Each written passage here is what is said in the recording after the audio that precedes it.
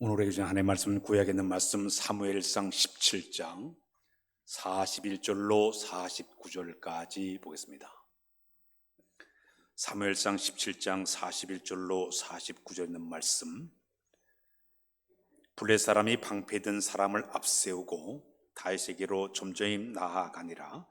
그 블레 사람이 둘러보다가 다윗을 보고 업신여기니 이는 그가 젊고 붉고 용모가 아름다움이라. 블레 사람이 다윗에게 이르되 내가 나를 개로 여기고 막대기를 가지고 내게 나왔느냐 하고 그의 신들의 이름으로 다윗을 저주하고 그 블레 사람이 또 다윗에게 이르되 내게로 오라 내가 내 살을 공중의 새들과 들짐승에 주리라 하는지라. 다윗이 블레 사람에게 이르되 너는 칼과 창과 단창으로 내게 나오거니와 나는 만군의 여호와의 이름 곧 내가 모욕하는 이스라엘 군대 하나님의 이름으로 내게 나아가노라. 오늘 여호와께서 너를 내 손에 넘기시리니 내가 너를 쳐서 내 목을 베고 블레셋 군대의 시체를 오늘 공중에 세워 땅들의 전세에게 주어 온 땅으로 이스라엘 하나님이 계신 줄을 알게 하겠고 또 여호와의 구원하심이 칼과 창에 있지 아니함을 이물에게 알게 하리라. 전쟁은 여호와께 속한 것인즉 그가 너를 우리의 손에 넘기시리라. 블레 사람이 일어나 다윗에게로 마주 나아올 때에 다윗이 블레 사람을 향하여 빨리 달리며 손을 주머니에 넣어 돌을 가지고 물매를 던져 블레 사람의 이마를 치매 돌이 그의 이마에 박히니 땅에 엎드러지니라. 아멘.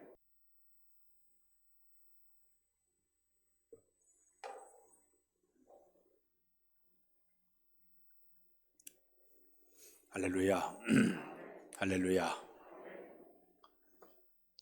우리 기독교 신앙이 강조하는 여러 가지 내용들이 상당히 많이 있습니다. 그 가운데 세 가지를 먼저 소개한다고 하면은 첫 번째는 우리 기독교는 소망을 강조하고 있습니다. 절망 가운데 낙심 가운데 있다 하더라도 구원의 주님을 바라보면서 소망 속에 즐거워하면서 승리하는 이런 신앙을 가르친 종교가 우리 기독교예요. 성경 말씀에 보게 되면 로마서 5장 1절과 4절 우리 한번 보겠습니다. 로마서에 보게 되면 로마서 5장 3절로 4절 말씀 좀 못 띄우고 있는데 여기 보게 되면 다만 우리 시작 다만 이뿐 아니라 우리가 환난 중에도 즐거워하나니 이는 환난은 인내를 인내는 연단은 소망을 이룰 줄을 아미노라. 환난 중에도 즐거워하면서 어떤 고난 중에도 소망의 주님을 바라보며 이기는 종교가 우리 기독교 신앙인 줄로 믿습니다. 두 번째, 우리 기독교 신앙을 강조하는 게 있습니다. 도전 정신을 상당히 많이 강조하고 있습니다.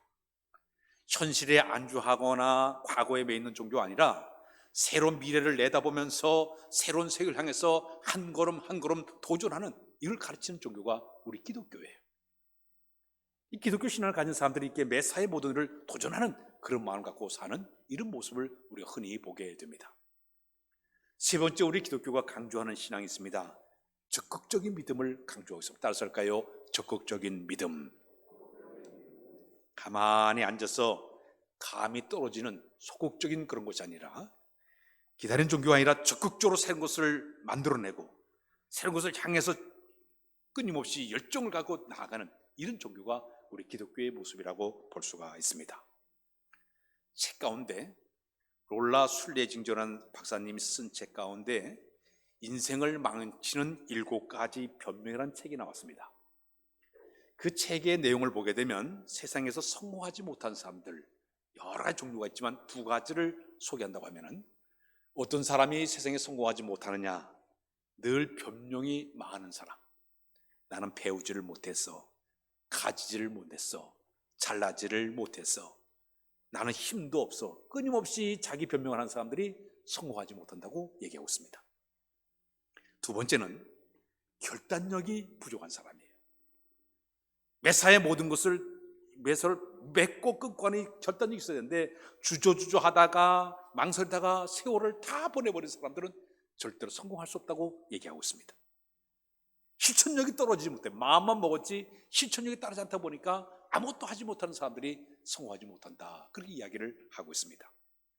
옛날에 미국과 영국 사이에 통신 케이블을 연결하기로 작정하신 분이 설계하신 사람이 있습니다.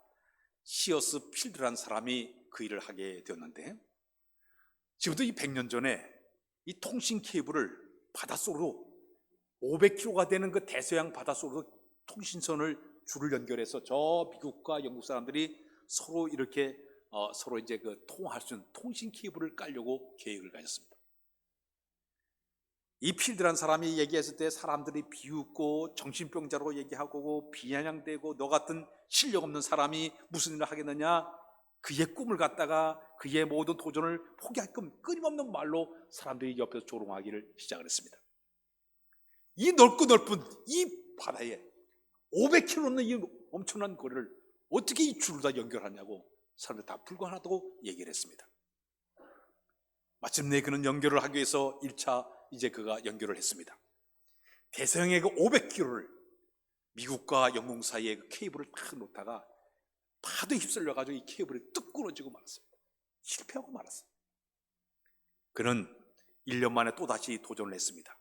더 굵은 줄을 가지고 케이블을 연결해서 그 통신소를 연결했습니다. 처음에는 통화가 됐어요. 얼마 지나서 또다시 거친 파도에 그 줄이 끊어지고 말았습니다. 그래서 사람들이 거 봐라, 그게 되느냐, 다 조롱하기를 시작했습니다. 7년 후에 또다시 도전했습니다. 더 굵은 철사줄을 사용해서 그 모든 통신선을 또 깔기를 시작을 했습니다. 그러자 또 사람들이 비웃기를 시작했습니다. 주제 파기나 하라고 비웃고 조소하고 그의 자존심을 또 건드기를 시작을 했습니다. 그러나 그는 또다시 도전을 했어요. 3차를 했지만 또다시 실패하고 말았습니다. 마침내 4번째에 또다시 도전, 수년 후에 다시 도전해가지고 마침내 완벽하게 미국과 영국 사이의 케이블을 연결해서 통화할 수 있는 이런 거를 만든 사람이 바로 이 시어스 필드라는 사람이 이 위대한 일을 하게 되었습니다. 며칠 전에 21일 날 저 전라남도 고흥의 나로우주 센터에서 우리 국산 순수 우리 기술로 만든 첫 번째 발사체 인공성을 이제 쐈습니다. 근데 발사한 지 16분 7초 만에 이게 실패하고 말았어요. 700km까지 날아갔던 인공위성 3단에서 이게 추진력이 잘못돼가지고 그 궤도권에 안착을 하지 못해서 실패하고 말았어요. 얼마나 우리나라 사람이 실망한지 몰라요. 그러나 또다시 도전하겠다고 준비가 또 하는 것을 보지 않습니까? 우리가 신앙생활의 인생살이에 보게 되면 이런 일들이 비일비재하게 일어납니다. 도전했다가도 실패하고 다 되었다가도 망하게 하는 것이 우리의 삶의 하나의 현장이에요. 그러나 성경은 우리에게 주신 말씀이 있습니다. 성경 말씀에 잠언 26장 16절에 보면 이런 말씀이 있습니다. 우리 한번 다 같이 읽어서 시작. 대저 의인은 7번 넘어질지라도 다시 일어나거니와 악인은 재앙으로 말미암아 엎드려져이라. 우리 신앙에서 얘기하는 건 7.8기를 가르치고 있습니다. 7번 넘어져도 8번째 일어설 수 있다. 그 이유가 있습니다. 성경 말씀에 보게 되면 시편 37편 23절로 24절에 보면 이런 말씀이 있습니다. 우리 다 같이 한번 읽겠습니다. 시편 37편 23절 시작. 여호와께서 사람의 걸음을 정하시고 그의 길을 기뻐하시나니 그는 엎드러지나 아주 엎드러지지 아니하면 여호와께서 그의 손으로 붙드심이로다. 자, 여러분, 우리 성도들에게 준 위대한 말씀 뭐냐? 우리가 살다 보면 다 넘어져요, 쓰러져요, 자빠져요. 그러나 우리 그리스도인들에게 주신 희망의 말씀은 전능하신 구원의 손길로 하나님이 우리를 꽉 붙잡고 계셔요. 권투 선수가 권투하다가 다운은 당해요. 그러나 KO는 당하지 않습니다. 넘어져도 다시 일어서게 될 줄로 믿습니다.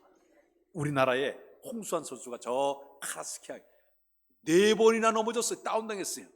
그 4번째 일어나가지고 카라스키를 KO시키지 않았습니까? 사랑하는 여러분, 우리가 살다 보면은 여러 가지 넘어지고 자빠지고 쓰러질 때 우리가 가장 중요한 신앙은 전능하신 주님께서 내 손을 꽉 붙잡고 계시다 믿으시기를 바랍니다. 그러면 우리가 다시 일어서게 될 줄로 믿습니다. 일어나 걸으라 내가 새 힘을 주리니 일어나 너 걸으라 내 너를 도우리. 할렐루야. 요셉이 세상에 태어났습니다. 세상에 태어났더니 요셉이 가만히 보니까 그의 인생은 험난한 삶을 살 수밖에 없었습니다. 세상에 태어나서 보니까 자기 어머니가 3명도 있었어요. 자기 어머니가 3명도 있었어요. 3명의 그 어머니 가운데 자녀들이 막 출생해가지고 11명의 그 출생한 이복 형제들이 주르륵 있었습니다. 자, 여러분, 자기 어머니가 4명에다가 이복 형제들이 주르륵 11명 있는 그 속에서 요셉이 이제 생활하게 되었어요. 더 끔찍한 일은 자기 어머니가 일찌감치 젊어서 세상을 떠나고 말았어요. 어머니 없이 홀로 세상을 이제 살게 되었습니다. 자, 그런데 아버지 야곱은 4명의 부인 가운데 요셉의 어머니 라헬을 극진히 사랑했기 때문에 다른 형제들은 전부 일터나가 일하게 만들고 여기는 요셉은 자기 가까이 두면서 채색 옷을 입히면서 아주 이렇게 자기를 보필하게끔 만들었어요. 이 지나친 야곱의 편애했던 이것 때문에 요셉은 또다시 형제들에게 미움의 대상이 되고 말았어요. 이복 형제들이 요셉을 그렇게 미워하고 시기하고 질투하기를 시작했습니다. 이것이 점점 커지다 끝내는 형제들이 이 요셉을 팔아먹자. 우리도 아버지의 사랑을 받아야겠다. 그런 마음을 가지고 요셉을 갖다가 저 먼 나라에 노예로 팔아먹고 말았습니다. 채색 옷을 다 벗겨버리고 벌거벗은 채로 줄에 꽁꽁 묶인 채로 밧줄 묶인 채로 저 먼 나라 애굽 나라로 노예로 팔려가고 말았습니다. 그의 인생의 모든 삶을 보게 되면 이렇게 어머니를 죽여버리죠. 이부 형제 틈에서 이렇게 힘들게 살았죠. 심지어는 형제의 미움을 당해가지고 노예로 팔려 끔찍한 일을 당하고 말았어요. 마침내 그는 먼 나라 애굽 나라에 끌려가서 그 나라의 보디 대장, 경호 대장 이 보디발의 집에 들어서 노예 생활을 하게 되었습니다. 그런 노예 생활하는데 놀라운 일은 그가 집에 가서 일을 할 때마다 정직하게 진실하게 온전하게 일을 잘하는 거예요. 그러다 보니까 요셉이 그 집에 들어가면서도 그 집안의 범사가 잘 되는 거예요. 이 히브리 노예가 하나 들어오면서도 그 집안이 잘 되고 있어요. 그 이유가 뭔가 가만히 보니까 창세기 39장에 보니까 여호와께서 요셉을 위하여 그 집을 형통하게 하였더라 그랬어요. 집안이 잘 되는 거예요. 복이 덩굴째 들어와서 요셉이. 그래서 이 주인이 가만히 보면 아하, 이 아이가 보통 아이가 아니구나. 그래서 요셉을 그 집에 가정총무로 딱 올려놨어요. 그러면 복을 받겠지. 요셉이 그 집안의 모든 일을 다 관장하는 그 집안에 관장하는 그가 이제 총무가 되었습니다. 집안이 잘 됐습니다. 그러나 위기가 찾아왔습니다. 이 보디발의 부인이 요셉을 성적으로 유혹하게 됩니다. 그걸 뿌리쳤어. 그러더니 강강미수봉으로 이 요셉을 갖다 감옥에 집어넣게 되었습니다. 그의 인생은 또 다시 절망 속에 떨어지고 말았어요. 깊은 감옥에서 그는 생활할 수밖에 없어요. 그러나 요셉은 그럼에도 불구하고 전혀 흔들림이 없어 그곳에 들어 늘 기뻐하며 감사하며 성실하게 정직하게 부지런히 일을 잘하니까 간수장이 가만히 애가 일을 잘하는 거예요. 그 감옥 안에 집안 모든 업무를 요셉에게 맡깁니다. 감옥에서 2년 동안 생활하다가 때가 되자 하나님은 요셉을 싹 끌어내서 애굽 나라의 총리까지 올리신 분이 우리 하나님인 줄로 믿습니다. 그의 삶에 여러 가지 굴곡이 많았어요. 고난과 역경과 시련의 때가 많았어요. 그러나 전능하신 하나님은 계속 바라보고 있다가 때가 되자 그를 뽑아내서 위대한 사람 쓰신 분이 바로 우리 하나님이세요. 할렐루야. 오늘 본문의 다윗의 생애도 보게 되면 그의 인생도 아주 험난한 인생을 살게 되었습니다. 그는 베들레헴 들판에 양을 치다가 어느 날 갑자기 사무엘 선지자가 찾아와서 15살 때 그에게 길을 보면서 네가 이 나라의 왕이 될 것이다 얘기를 했습니다. 그런 꿈을 갖기 시작해요. 내가 이 나라의 왕이 되겠다 꿈을 가졌어요. 그런 차에 오늘 본문에 이 골리앗과 싸움을 하게 됩니다. 골리앗을 때려눕혀요. 이것 때문에 순식간에 여기는 이 다윗이 이락 스타가 되겠습니다. 전쟁 영웅이 되게 되었습니다. 온 백성들이 이 다윗을 갖다가 추앙하기를 시작하게 되었습니다. 그 당시에 유행가가 어떤 유행가가 있었는가 하면 사울왕이 죽인 사람은 천천히지만 다윗이 죽인 사람은 만만해로다. 백성들에게 칭호를 받기를 시작했습니다. 순식간에 이 골리앗을 때려눕힌 이것 때문에 다윗은 그 나라의 군대 장관이 되었습니다. 사울왕의 사위가 되었습니다. 베들레헴 들만 처박혔던 이 다윗이 순식간에 그 높은 자리까지 올라가게 되었어요. 그에게 또 위기가 찾아오게 되었습니다. 사울이 가만히 보게 되니까 백성들이 이 다윗에게 주목을 하고 자꾸 다윗을 칭찬하니까, 원래 자기가 죽으면 자기 아들 요나단이 왕이 돼야 되는데 이 다윗이 왕자리에 올라갔으니까 시기와 질투심이 작동하기를 시작했습니다. 그때는 다윗을 죽이려고 계획하게 됩니다. 다윗은 하소주의 도망자, 망명자의 신세가 되고 말았습니다. 사울왕을 피해서 이리저리 쫓겨다니면서 유대 광야를 지나면서 그는 엔게디 굴로 숨고 아둘람 굴로 숨고 숨을 곳이 없으니까 저 블레셋 나라로 이웃 나라 적군 블레셋 나라에 쫓아가서 숨었더니 그 나라에서 그를 죽이려고 하니까 힘을 제저 미친 짓을 하면서 살 길을 찾게 된 사람이 바로 이 다윗이었습니다. 위기 속에 계속적으로 빠지게 돼요. 그러나 그런 수많은 이런 여러 가지 고난과 역경과 어려움, 절대적인 위기 속에서도 그는 하나님만 절대적으로 의지했어요. 하나님만 절대로 바라보면서 하나님께 모든 걸 맡기면서 승리하려고 노력하게 됩니다. 우리가 시편을 보게 되면 150편으로 구성되어 있어요. 그 가운데 반 정도 이상을 쓴 사람이 바로 다윗이에요. 다윗의 시 가운데 그 도망 다니면서 쓴 글 가운데 시편 46편 1절에 보면 이런 말씀이 있어요. 우리 한번 다 같이 읽겠습니다. 시편 46편 1절 시작. 하나님은 우리의 피난처시요 힘이시니 환난 중에 만날 큰 도움이시라. 그는 또 시편 27편 1절에 보게 되면 이렇게 고백합니다. 시작. 여호와는 나의 빛이요 나의 구원이시니 내가 누구를 두려워하리요. 여호와는 내 생명의 능력이시니 내가 누구를 무서워하리요. 그는 또 5절 27장 5절에 보면 또 그렇게 고백하셔서 시작. 여호와께서 환난 날에 나를 그의 초막 속에 비밀히 지키시고 그의 장막 은밀한 곳에 나를 숨기며 높은 바위 위에 두시리로다. 도망자 신세로 망명세로 쫓겨다니면서 순간순간 도우시는 그 하나님의 손길을 느끼면서 하나님을 의지했더니 마침내 때가 되자 하나님께서 다윗을 딱 뽑아내서 통일 왕국의 왕으로 그를 세우신 줄로 믿습니다. 할렐루야. 하나님이 함께 하시면 반드시 승리하게 될 줄로 믿습니다. 여러분, 우리가 인생을 살다 보면 여러 가지 우리의 인생의 삶이 올라갈 때도 있지만 내려갈 때도 있어요. 성공할 때도 있지만 실패할 때도 있어요. 기쁜 일이 있지만 슬픈 일도 끊임없이 우리에게 다가옵니다. 몇 년 전에 저 스페인을 갔어요. 스페인을 가게 되면 거기에 그 몬주익이라는 큰 올림픽이 열린 경기장을 방문하게 돼요. 근데 올림픽 몬주익 그 경기장 바로 옆에 동상이 하나가 있어요. 그 동상이 누구? 우리나라의 황영조 마라톤 선수가 금메달을 따가지고 우리나라에서 돈을 보내서 거기다 동상을 만들어 놨어요. 발자국도 이래 만들어 놨어요. 그 한국 사람들이 거기 가서 뛰기도 하고 뭐 이렇게 하면서 그 몬주익 그것을 이 마라톤 그 모습을 상상을 해보게 됩니다.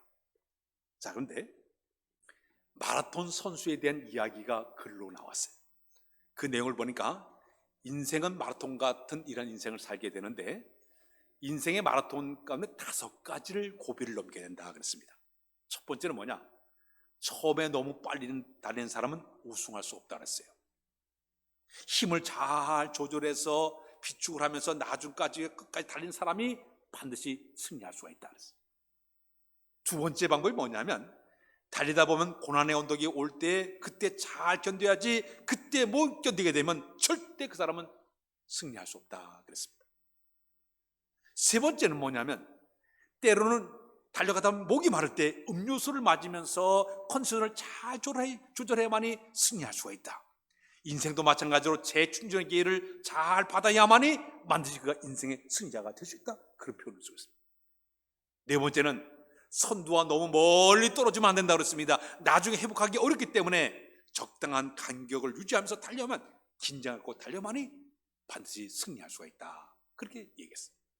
마지막에는 고된 훈련을 잘 견딘 사람만이 승리할 수 있다.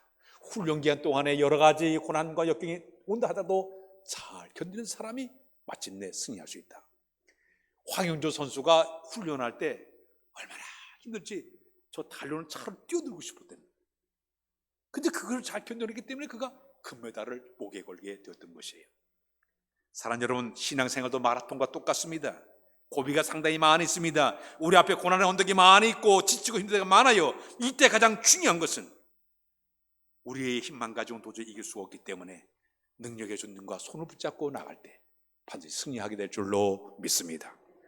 그러면 그 주님이 우리가 넘어질 때 일으켜 세워주십니다. 웅덩이에서 번쩍 뛰어넘게 만들어서 우리를 보호해 줄 줄로 믿습니다. 그렇다면 오늘 이 아침에 우리가 실패와 어려움을 당할 때 이 모든 것을 이겨내는 방법 두 가지를 소개하고 싶습니다. 첫 번째는 뭐냐? 절대 낙심하거나 포기하지 않는 신앙을 가져야 됩니다. 따라서 할까요? 낙심하거나 포기하지 말자. 죄 아무리 실패와 좌절과 절망스러운 일이 있다 할지라도 우리는 절대 낙심하거나 포기하지 말아야 됩니다. 양하고 돼지가 진흙탕에 푹 빠지게 되면 서로 다른 모습이 나타나게 됩니다. 돼지는 진흙탕에 푹 빠지게 되면 벌렁 뒤집어 들어놓아가지고 뒹굴 좋다고 뒹굴 이렇게 한다고 그래요. 그런데 양은 순식 거기 떨어지면 팍 뛰어나가려고 발버둥을 그렇게 친다고 그래요. 어떻게 해서 나가려고 펄떡펄떡 뛴다고 그래요. 돼지와 양이 그렇게 구분이 된다고 그래요. 우리는 하나님의 어린 양이에요. 양의 존재가 되어야 될 줄로 믿습니다. 발버둥 진짜 뛰어날려 노력하는 것이 우리에게 필요한 것이, 지금 내가 인생의 삶의 늪에 빠졌습니까? 절망에 붙였습니까? 다시 일어서서 우리가 이 모든 어려움을 잘 극복한 자들이 되어야 될 줄로 믿습니다. 예수님의 12제자가 있습니다. 그 12제자 가운데 2명이 실패자가 되고 말았어요. 한 사람은 가룟유다예요. 자기 스승을 은 30냥에 팔아먹는 끔찍한 나쁜 짓을 하고 말았어요. 두 번째, 이 베드로는 예수님을 십자가에 못 박아 돌아가실 때 그는 예수를 모른다고 3번이나 부인했던 사람, 배신자가 되고 말았어요. 그런데 결과는 이 가룟유다는 자기가 은 30냥에 팔아먹은 다음에 이 가룟유다는 죄책감에 시달려서 그 은 30냥을 성전에다 팍 씹어던지고 끝내는 스스로 목을 매달아 죽은 사람이 바로 이 가룟유다예요. 자살하고 말았어요. 그러나 이 반대로 이 베드로는 안 그랬습니다. 자기가 예수를 3번이나 부인했지만 철저하게 눈물로 통곡하고 회개한 다음에 신앙을 회복한 다음에 훗날 마가다의 성령 충만한 역사를 경험받고 은혜 받은 다음에 그네 가서 열심히 복음을 전하면서 하루에 3,000명 되는 사람들 갖다 전도하게 되었고 초대교회를 리더로 쓰임받은 사람이 바로 베드로가 된 줄로 믿습니다. 우리는 다 누구들 살다 보면 다 실패할 수 있어요. 넘어질 수가 있어요. 이렇게 배신할 수도 있고 힘들 때도 많이 있지만 그때마다 우리는 믿음을 가지고 일어서는 우리의 모습이 되어야 될 줄로 믿습니다. 저 전라도 무주의 한 산골에 고등학생 하나가 있었습니다. 정영창이라는 이 고등학생이었습니다. 그런데 고등학교 시절에 일제시대 때 신사참배를 반대하는데 적극적으로 참여했어요. 그 당시에 선교사가 이제 그 선교사 린턴 선교사가 가만히 보니까 아주 그 젊은 그 고등학생 학생이 그런 투철한 그 신앙을 가진 것을 너무나 감명을 받았어요. 이 학생을 키워야겠다. 자기가 돈을 만들어 가지고 있는 그 정영창이라는 이 학생을 저 일본의 고베 신학교로 유학을 보냈어요. 고베 신학교를 공부를 다 마치자마자 이 정영창 학생은 미국의 웨스트민스터 신학교에 들어가 또 공부를 하기 시작했습니다. 공부하는 동안에 우리나라에 6.25 사변이 터지고 말았어요. 6.25 사변이 터지게 되니까 내가 여기 앉아서 공부할 게는 우리나라를 살려야겠다. 짐을 싸가지고 이 한국 땅에 전쟁하러 왔습니다. 대단한 사람이에요. 애국정신이 대단히 투철한 분이었습니다. 그 전쟁이 다 끝난 다음에 이제 저 미국에서 교수로 갈 수 있는 좋은 길이 열렸는데 자기가 교수로 가는 길을 다 포기해버리고 그는 저 두메산골 거창이라는 고등학교 교장 선생으로 가게 되었습니다. 거창 고등학교를 이제 가게 됐는데 당시 이 사람이 학교를 가서 딱 보니까 학교가 비투성이에요. 갚을 길이 돈이 하나도 없어요. 갚을 길이 하나도 없는 거예요. 그래서 여기는 이 정영창이라는 이 교장 선생님께서 무엇을 할까 하다가 성경책을 딱 끼고 담요 한 장을 가지고 그는 굴 속에 들어갔습니다. 3일을 금식해서 하나님 앞에 우리 이 학교가 빚을 줘가지고 어려움을 당하니 이 빚의 문제 해결해달라고 3일 동안을 금식기도 했습니다. 저 가난한 고등학교를 살려달라고 빚을 갚아달라고 기도를 했어요. 사흘 기도했는데 아무런 응답이 없는 거예요. 응답이 없는 거예요. 그럼 너무 답답해서 그 다음에 하나님께 대드는 기도를 했어요. 뭐를 기도했는가? 하나님, 정말 1억입니까? 하나님 약속하지 않았습니까? 정말 이러시면 나도 이제 기도 그만두겠습니다. 그리고 내가 곧장 서울로 올라가서 사람들이 제일 많이 읽는 일간신문에 하나님이 없다고 내가 광고를 내겠습니다. 협박 기도를 드렸어요. 그리고 성경책을 다 잡료를 이제 챙겨가지고 학교로 돌아왔습니다. 학교 교무 들어가 서무과장이 막 홀로보다 족전이 교장 선생님이 이거 빨리 오세요, 빨리 오세요. 아, 왜 그러냐고. 수표 한 장이 왔습니다. 미국에서 수표 한 장이 왔는데 그 수표를 보니까 자기 빚을 다 갚을 정도의 돈이 와 있더라는 거예요. 아, 하나님 감사합니다. 약속대로 이 가난 학교를 도와줘서 너무나 감사합니다. 그래서 그 학교를 세웠어요. 거창고등학교 훌륭한 사람들이 상당히 많이 나왔습니다. 그 거창고등학교에 가게 되면 학교 교정에 한 손에는 성경책을 딱 끼고 다른 한 손은 저 하늘을 가리키는 그 정영창 교장 선생님의 동상이 거기 세워져 있습니다. 위기 속에서도 좌절 속에서도 실패에서도 하나님을 의지하는 그 신앙이 있기 때문에 하나님이 그와 함께 하신 줄로 믿습니다. 신앙은 절대 포기해서는 안 되는 것이에요. 낙심하지 말아야 되는 것이에요. 태어난 지 6주 만에 의사가 잘못해가지고 눈을 잃어본 한 아이가 있었습니다. 이 아이는 세상에 태어난 지 6주 만에 시력을 잃고 말았어요. 그 아이는 크로스비라는 아이였습니다. 온 가정이 다 비탄에 잠기고 말았습니다. 눈물로 지새우게 되었습니다. 그때 이 크로스비의 그 할머니는 이 아이가 이게 소경이 되었도 이것이 축복이 될 수 있단다. 걱정하지 말고 우리가 신앙으로 잘 이겨야 된다고 이제 그 가족들에게 격려하고 권면하기를 시작했습니다. 자, 근데 이 크로스비라는 그 아이가 이제 쭉 자라게 되는데 앞을 잘 보지 못하니까 성경을 딸딸딸 외우기를 시작했습니다. 그는 모세오경, 창세기, 출애굽기, 레위기, 민수기, 신명기, 오경을 딸딸딸 다 외웠습니다. 마태, 마가, 누가복음, 신약 성경의 그 모든 복음서를 다 외웠습니다. 보지 못하니까 아예 외워버렸어요. 통째로 외우면서 열심히 그가 이제 신앙생활하다가 성령께서 그 안에 강하게 역사하게 되었습니다. 그는 성령의 사람이 되었어요. 그는 영감을 받아가지고 시를 쓰기를 시작했습니다. 그는 찬송시를 그렇게 잘 썼어요. 평생 살면서 그는 95세까지 살았는데 그는 평생 9,000편에 이른 찬송시를 쓰게 되었습니다. 그런데 우리가 부르는 찬송가 가운데 이 안에 크루스비라는 그 여사가 지은 그 찬송가 23곡이 우리 찬송가 속에 들어가 있어요. 인내하신 구세 주여 내 말 들으사 나의 갈 길 다가도록 예수 인도하시니 나의 영원하신 기억 생명보다 귀하다. 성령 예수로 나의 구주 삼고 성령과 피로써 거듭나니 주가 맡긴 모든 역사 힘을 다해 마치고 예수 나를 위하여 우리가 늘 노상 부르는 그 모든 찬송가를 만사를 바리 크로스비 주의 은혜가 주어지게 되니까 그 절망 가운데 하나님의 은혜를 찬송을 통해서 모든 사람들에게 보여주게 되었습니다. 그는 앞을 보지 못하면서도 또 유역의 분민군에 들어가서 열심히 복음을 전하기 시작했습니다. 그는 간증할 때마다 나는 빛을 볼 수 없습니다. 그러나 나는 또 다른 세계를 보고 있습니다. 영적인 세계를 바라본다고 얘기하면서 사람들에게 전도하기를 시작을 했습니다. 사랑하는 여러분, 절망과 낙심과 여러 가지 고난이 온다 하더라도 우리는 포기하고 낙심하지 않고 승리의 신앙을 가져야 될 줄로 믿습니다. 마지막에 우리 필요한 게 있습니다. 승리의식이 우리에게 있어야 됩니다. 따라서 승리의식을 가지자. 오늘 본문 내용이 대단히 우리에게 여러 가지 의미를 주고 있습니다. 오늘 본문에 보면 이 다윗과 골리앗의 싸움, 우리가 너무나 잘 아는 내용이에요. 17세의 약관 이 다윗이 이 골리앗과 싸우러 나갑니다. 골리앗은 거인이에요. 3m 가까이 되는 엄청난 큰 거인이에요. 온몸이 투구로 다 온몸을 다 싸우고 있습니다. 그 앞에 방패든 사람이 앞에 가면서 막아주는 정도의 대단한 사람이에요. 이 창이 얼마나 큰지요. 그 같은 칼이 얼마나 큰지 대단한 그런 그 장소였습니다. 그가 한번 소리만 지르면 이스라엘 군인들이 벌벌벌벌 떨 정도로 이렇게 대단한 거인이었습니다.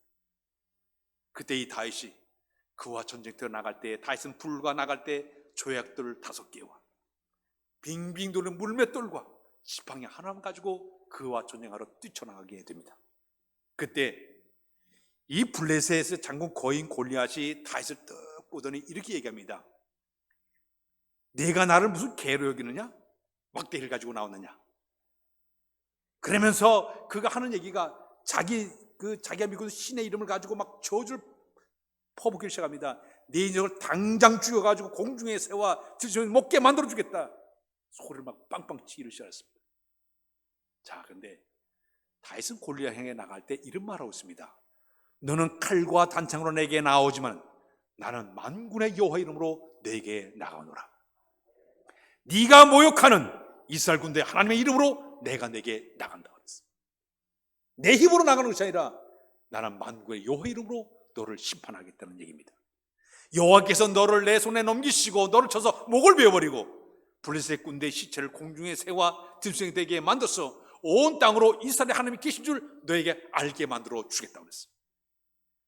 여호와의 구원하심은 칼과 단창이 있는 것이 아니라 이 전쟁은 여호와께 속한 것이니 그가 너희를 위하여 우리의 손에 그를 넘겨 주시라 그랬어요. 믿음의 고백, 신앙적인 고백을 가지고 당당히 나가 싸우지 않습니까? 결국 다윗이 탁 던진 물맷돌에 이 골리앗이 이마가 탁 돌이 박혀 쓰러지게 됩니다. 그의 칼을 빼서 그의 목을 잘라서 이스라엘 나라 전체로 승리를 가져오게 됩니다. 다윗의 승리의 기본적인 특징을 보게 되면 그는 이 전쟁은 자신이 싸우는 것이 아니라 여호와 이름으로 그를 나가서 심판하겠다는 마음을 가지고 나가 싸우는 것이, 여호와 이름을 가지고 그를 심판하겠다는 얘기예요. 그리고 여호와께 너를 죽여버리고 내 목을 베어서 내 군대를 다 멸망시켜버린다고 그는 신앙을 고백하고 있습니다. 전부 여호와 이름을 앞세우고 있습니다.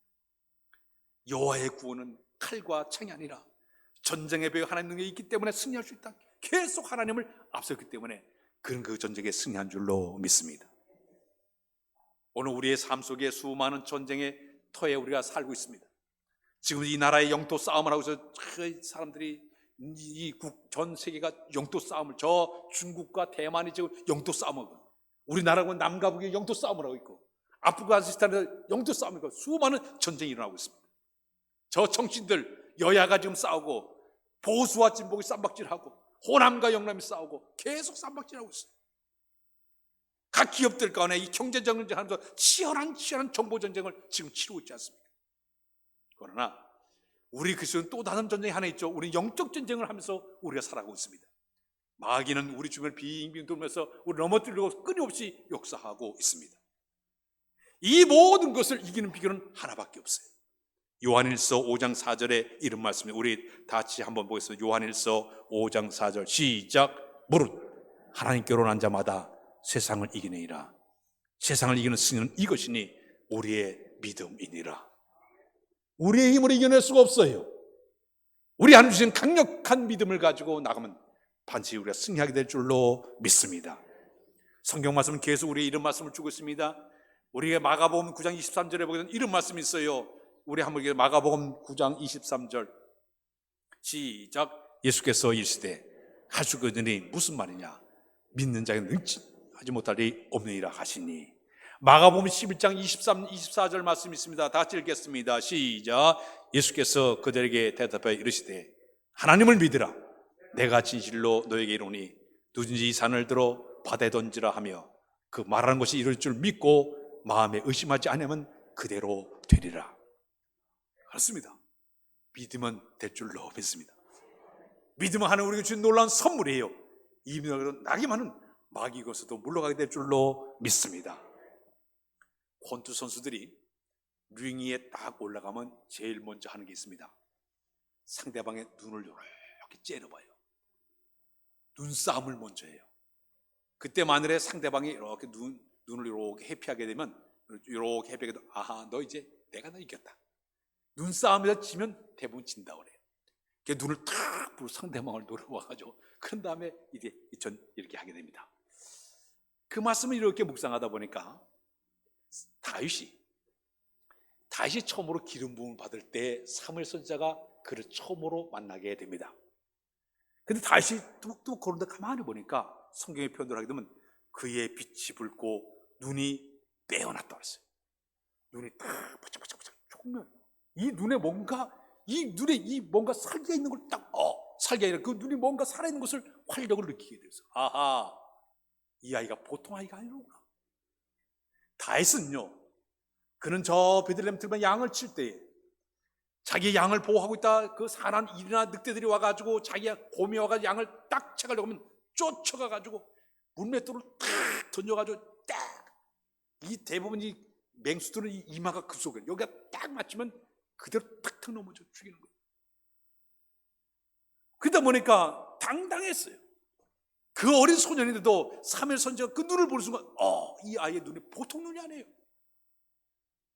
오늘도 이렇게 쭉 보니까 이제 새벽기도 갔다 오면서 눈이 멀고 졸는 사람도 있어요. 그러니까 눈에 활기가 있었던 거예요.